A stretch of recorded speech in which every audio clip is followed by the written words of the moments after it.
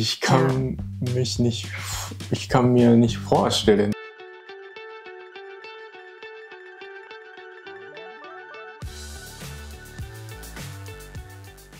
Hallo! Hallo! Herzlich willkommen in diesem Channel. Wir reden heute über unsere Zeit nach der Mittelschule.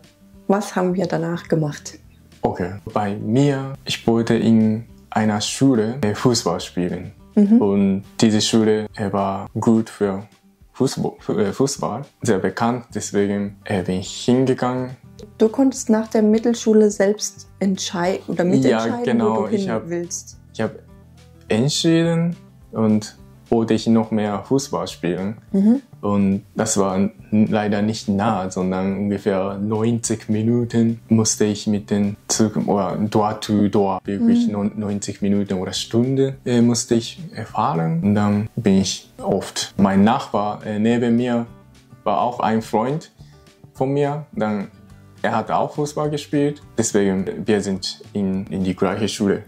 Das ist gut. Was du nicht alleine warst. Ja, genau, deswegen zusammen gegangen. Und ich musste immer, am Wochenende musste ich immer 5 Uhr oder 5:30 Uhr aufstehen. Und dann erste Klasse Oberschule oder erste Klasse Schüler mussten vorbereiten, Fußballspiel oder deswegen mussten wir sehr früh losfahren. Das war anstrengend. Equipment vorbereiten? Ja, genau, Equipment, dann ältere Schüler. Ältere zweite Klasse oder dritte Klasse Oberstufe kommen später. Dann müssen wir immer vorbereiten. Alles rauslegen. Ja, so. Genau. Immer in Japan, Sportsclub müssen erste Klasse Schüler immer vorbereiten, früher gehen. Und das ist echt anstrengend. Heutzutage ein bisschen locker geworden, aber trotzdem immer müssen früher gehen. Vorbereiten, Fußballspiel oder... Und du hast eben gesagt, am Wochenende musstest du auch am Wochenende zur Schule gehen? Ja, genau, wegen Fußballtraining immer. Ich hatte nur am Montag frei, ohne Training. Ja. Aber trotzdem musste ich immer in die Schule fahren. Das heißt, ich hatte keine freie Zeit für den ganzen Tag. Gar nicht in der Oberstufe. Ich glaube, ein paar Tage... Am 1. Januar oder 2. Januar vielleicht hatte ich frei oder Sommerferien hatte ich bestimmt freie Zeit, einen Tag, 2 Tage. Ansonsten immer Fußball spielen oder Schule. Genau. Hart. Sehr hart. Und dann meine Genießzeit oder am Montag hatten wir kein Training, deswegen nach der Schule sind wir oft Karaoke gegangen mit Mitspielern zusammen. Cool. Ja, das war mega gut. Ja, normal Schultag bin Nachbarstadt gefahren und ja, immer 90 Minuten habe ich schon gesagt und Schule war um 8:30 Uhr und dann immer, es war wirklich neu, weil ich Grundschule, Mittelschule gegangen bin, immer meistens habe ich schon Leute gekannt, so Nachbar oder Freund von Freunde aber als ich erste Klasse war, in der Klasse alle neu.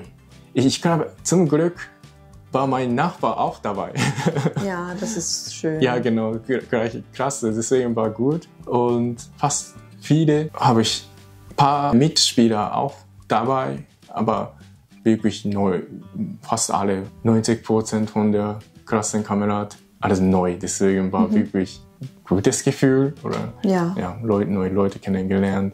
Und erste Klasse war gemischt und ja, ein paar Leute hatten Probleme so mit Lehrer und dann immer, deswegen ab und zu Lehrer hatte keine Lust mehr beizubringen, trotzdem weg. Dann ich und ein Mitschüler zusammen, wir in ein Zimmer, wo Lehrer sind. Wir sind Lehrerzimmer gegangen, dann wir sind gegangen, können Sie zurückkommen. Dann sie hat gesagt, wirklich? Ja genau, dann sie hat gesagt, sie war eine Lehrerin, glaube ich, aber sie hat gesagt, nein, nicht wegen euch, sondern anderen. Damals war 2 Mädels, Schülerinnen war sehr schlecht oder ein bisschen verarscht, so verhalten zu Lehrerin war sehr schlecht, dann sie ist weggegangen, dann aber trotzdem, ich unter anderem zu ihr gegangen, aber sie hat gesagt, nicht wegen euch, 2 Mädels, Deswegen, sie sollten oder sie müssen kommen oder ich weiß nicht. Hat sie Verstehe ich, ja. Ich verstehe, was die Lehrerin gesagt hat, weil es ist nicht eure Schuld, sondern die eigentlichen Personen müssen ihren Fehler sehen. Danach, ehrlich gesagt, weiß ich nicht, ich kann mich nicht daran erinnern, aber ja. Und das war wirklich erste Klasse. Und dann ab zweite Klasse Oberstufe war ich Männerklasse. Nach der ersten Klasse kann man entweder Geisteswissenschaft oder andere. Naturwissenschaft. Ja, Naturwissenschaft kann man auswählen. Geisteswissenschaft, Naturwissenschaft und noch nach der Schule die Schüler, die nach der Schule arbeiten möchten. Drei kann man auswählen. Dann ich habe mit meinen Eltern geredet und dann meine Mama gesagt, wenn du in Naturwissenschaft gehst, kannst du alles auswählen, hat sie gesagt. Und der Lehrer auch gesagt, kann man später wechseln. Aber wenn Arbeitskurs geht, ist es schwierig zu Naturwissenschaft oder später geht. Ja. Damals habe ich gehört. Ja, würde ich auch denken. Ja, deswegen damals habe ich nie Naturwissenschaftskurs, nur Männer. Und habe ich gar was gedacht. Später dachte ich, ohne Mädchen. Ab zweite in meiner Klasse waren nur Männer. Obwohl komisch? Andere Klassen. Ja, weil andere so mit Mädchen, so Mädchen war zusammen. Gemischt dann noch? Ja, genau. Andere Klassen gemischt, aber unsere Klasse nur Männer. Deswegen aber war es Zufall, dass es nur Männer waren bei euch jetzt? Nee, bei unserer Klasse war früher aber Männerschule. Deswegen eine so erste Klasse oder insgesamt 600 Leute. Ja. Insgesamt alle Schüler von erste bis dritte Klasse ungefähr 1800 Leute, aber unsere erste Klasse war 600 und dann 400 Männer, 200 Mädels. Männer ist mehr. Was machen die Frauen, wenn sie Naturwissenschaften wählen wollen? Gab es da eine Extraklasse oder hatten die gar nicht Auswahl? Gemischtklasse auch, aber bei mir aber nur Männer. Genau, deswegen ein bisschen schade, weil es gab Oberschule gibt Sportsfestival und dann anderen Klasse immer mit Mädels zusammen, dann wir sind nur Männer. Und gibt's so Competition auch nur ich und andere Männerklasse. Anderen war immer gemischt, aber bei uns nur Männer. Deswegen immer sowas ein bisschen schade. Ja, ansonsten Lernen, Prüfung, solche Systeme war fast gleich wie mit der Stufe. Dreimal hatte ich Prüfung und dann, oder 6-mal, ich weiß, Schulkantest und期末test.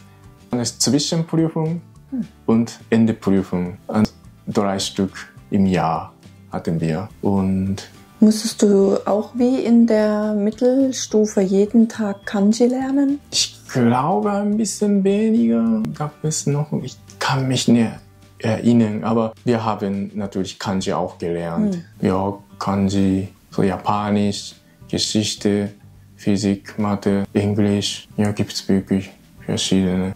Kunst auch hatten wir. Ja, wirklich. Aber ich mochte damals Chemie. Chemie mochte ich, weil der Lehrer war sehr lustig. Und er hat oft, ich weiß es nicht, seine Tochter oder sein Verband oder er hat einen Fußballspieler, sehr bekannten Fußballspieler gekannt und er hat oft darüber erzählt. Deswegen für mich war es sehr interessant. Er redet sehr gut, erklärt sehr gut, deswegen eigentlich Chemie war nicht für mich, aber wegen Lehrer habe ich immer gute Noten bekommen. Ah, gut, ja. Ja, genau. Immer nur Chemie, sehr gut.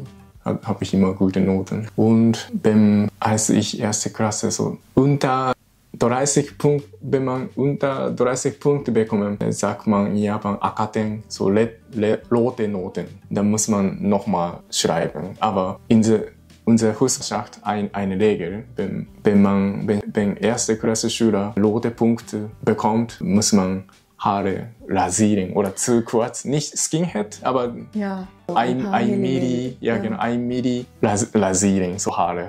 Das war unsere Regel. Dann letzte Prüfung habe ich bekommen. So, deswegen habe ich Ende des Jahres oder Ende des Jahres habe ich bekommen, deswegen musste ich rasieren. Das war echt scheiße. Hast du da Bilder noch? Ja, irgendwo ja. Ja, Festival habe ich erzählt. Hattest du eine Abschlussfeier oder so? Ja, habe ich auch, aber nicht wie Abi, so zusammen essen. Ich glaube, das war Oberschule. Ja, wenn ich mich etwas erinnere, sage ich ja. Ja, genau. Und dir? Ja, bei mir war nach der Mittelschule, muss man auch entscheiden, was macht man. Will man schon arbeiten gehen, so Ausbildung machen oder aufs Gymnasium? Und ich wollte noch weiter aufs Gymnasium, weil ich dann noch studieren wollte. Und man braucht dafür Abitur. Okay. Ja, deswegen wollte ich den Abschluss machen. Und dann habe ich mir auch meine Schule selbst ausgesucht, wo ich hingehen wollte. Ich habe mich beworben. Die Schule war mit Schwerpunkt auf Kunst. Ja, deswegen wollte ich dahin.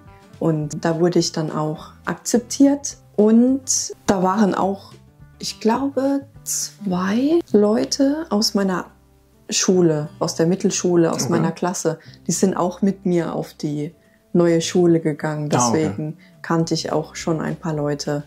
Ja, das war wirklich angenehm. Ja, und ich erinnere mich ich weiß gar nicht mehr, mit 17 ungefähr habe ich gewechselt auf diese Schule. Und ich habe den Führerschein gemacht mit 17. Oh, okay. Da darf man noch nicht alleine fahren, aber mit 18 darf man dann alleine fahren. Ah, okay. Und als ich dann nicht mehr in der 11. Klasse war, quasi die erste Klasse der Oberstufe, sondern dann in der 12. Klasse war, bin ich dann manchmal mit dem Auto zur Schule gefahren. Ja, das nicht mehr mit dem Bus. Ich kann mir nicht vorstellen, 17 japanische Kinder oder Schüler mit dem Auto so junge Leute fahren. Ja, aber war cool, weil es war praktisch, weil damals im Gymnasium, dann in der Oberstufe, hat man manchmal Unterricht bis abends um 18 Uhr. Okay. Und je nachdem, wie der Stundenplan ist, 2 bis 3 Stunden Pause zwischendrin. Ja. Und dann habe ich manchmal dann das Auto benutzt, weil zum Beispiel morgens bin ich dann mit dem Bus zur Schule gefahren bis, ich weiß nicht, 13 Uhr. Dann war erstmal lange Pause. Dann bin ich mit dem Bus auch wieder nach Hause gefahren.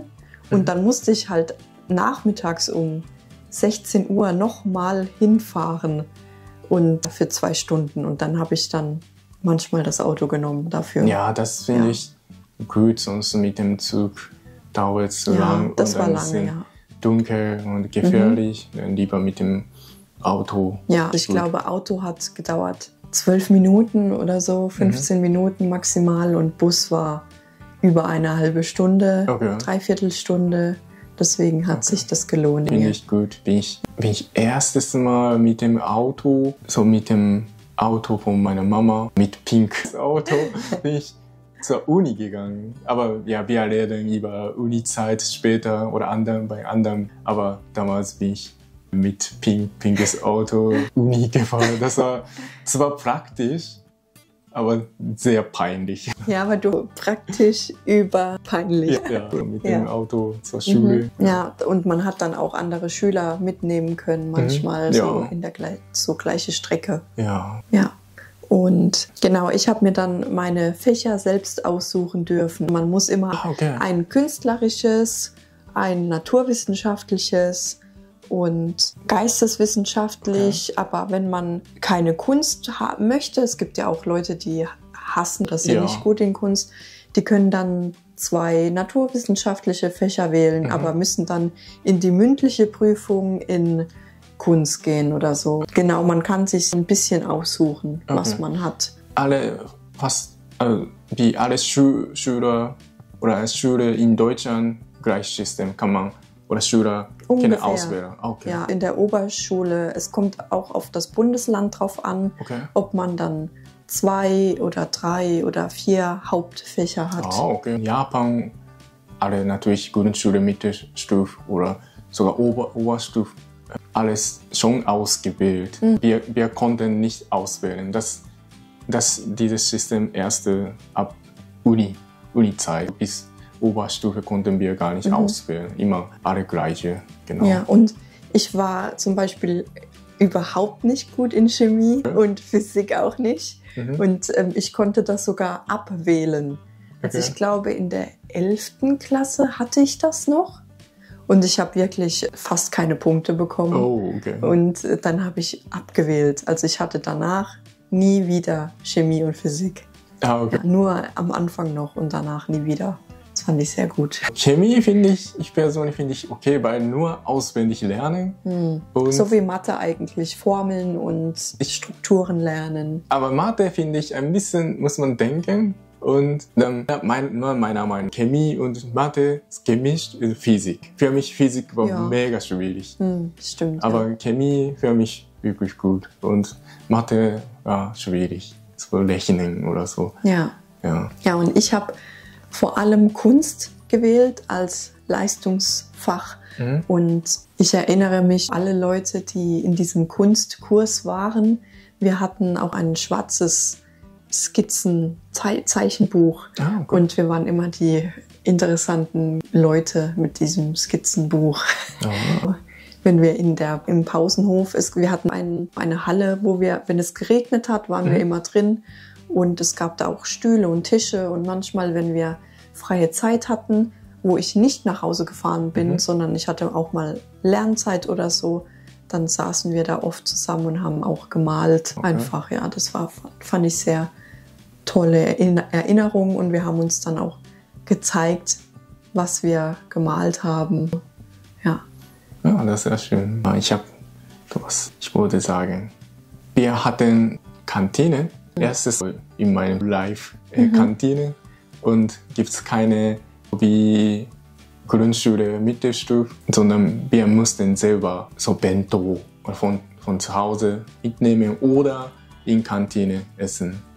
Und damals habe ich von zu Hause Essen mitgenommen, aber fast ungefähr 11 Uhr habe ich fast alles gegessen, aber trotzdem hatte ich Hunger und deswegen bin ich einfach Kantine gegangen. Und dann diese Kantine gab es damals nur 1 Euro, okay, 100 Yen, nur 100 Yen, ein Reis, Schüssel Reis und Würstelsuppe.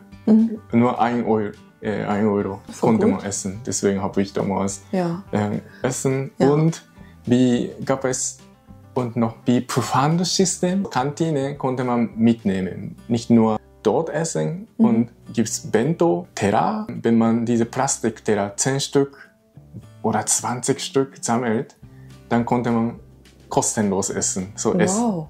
Deswegen habe ich anderen Klasse immer gesammelt. Habt ihr ja noch Teller? Und dann jemand, ich habe keine Lust, ich gebe dir. Dann habe ich gesammelt und ab und zu habe ich gegessen. Und Kantine war lecker. Das war dann deine Belohnung. Ja, genau. Ja, aber du hast ja auch wirklich jeden Tag Sport gemacht. Deswegen ja, Sport gemacht. Und immer musste ich 6 Uhr aufstehen oder 5:30 Uhr jeden Tag. Ja, deswegen habe ich immer sehr oft Hunger und viel Energie. Ja, ich habe sehr viel gegessen damals. Ja. Und eine Sache gab es noch bei mir in der Oberstufe, dass wir am Ende einen Abi-Ball gemacht haben, eine Abschlussfeier. Die mussten wir Schüler aber selbst bezahlen. Raum bezahlen und so. Ich glaube, man konnte Kuchen mitbringen, aber der Raum war das teuerste. Und um das zu finanzieren, haben wir 11., 12., 13. Schülerpartys organisiert. Dann in der Stadt konnte man eine Halle mieten und dann haben wir DJ organisiert, Security haben wir bezahlt und genau, wir mussten dann Getränke ausschenken. Wir waren dann hinter der Bar und wir hatten verschiedene Schichten, zum Beispiel jemand macht Garderobe, nimmt die Jacken von den Leuten und ein paar sind hinter der Bar und ein paar passen auf und ein paar mussten nichts machen, aber abwechselnd. Und dann haben wir auch immer ein paar Tausende Euro eingenommen und damit haben wir dann halt immer Security, die Halle bezahlt und ich glaube ungefähr 1.000 Euro eingenommen und gespart für unseren Abschlussball. Ja. Und es gab bei uns auch eine Abschlussreise von der Oberstufe. Es kommt darauf dann auch an, welche Leistungskurse man hat, in welcher Hauptklasse man ist. Okay. Und mit der Klasse ist man dann zusammen weggefahren und man konnte dem Lehrer ein paar Vorschläge machen. Und der Vorschlag mit den meisten Stimmen hat dann gewonnen und man ist weggefahren. Zum Beispiel, wir waren dann in Kroatien. Ja, sind wir mit dem Bus hingefahren. Ich glaube, 24 Stunden hat das gedauert. Anstrengend, aber hat sich gelohnt. Ja, das ist echt lang, aber bestimmt schöne Zeit. War wirklich schön, ja. Ja, das war über meine Oberstufezeit. Ja, okay. Ja, das ist wirklich gut. Heute sind wir fertig. Wenn ihr auch etwas erzählen möchtet oder wie war eure Schulzeit, möchten wir gerne oder lesen oder hören. Gerne Kommentare und dann, wir sehen uns nächstes Mal. Ja, bis nächstes Mal. Ciao, ciao. Ciao.